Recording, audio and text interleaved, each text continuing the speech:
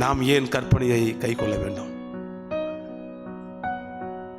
அதற்கு அர்த்தம் என்ற கற்பனையின் பொருள் என்ன? அன்பு.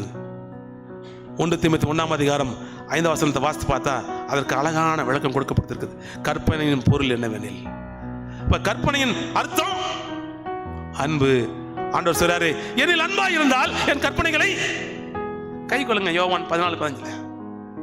இப்ப தேவனுடைய பிள்ளைகளாகிய நீங்கள் நானும் ஆண்டவரை அன்பு வைக்கிறோம், அன்பு செலுத்துகிறோம், அவர் மீது அன்பு வைக்கிறோம் என்று சொன்னால் அவருடைய கற்பனைகளை கை கொள்ள வேண்டும்.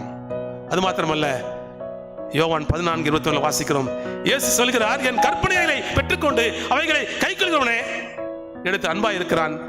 எடுத்து அன்பா இருக்கிறவன் என் பிதாவுக்கு அன்பா இருக்கிற, நானும் அவனில் அன்பா இருக்கிறேன்.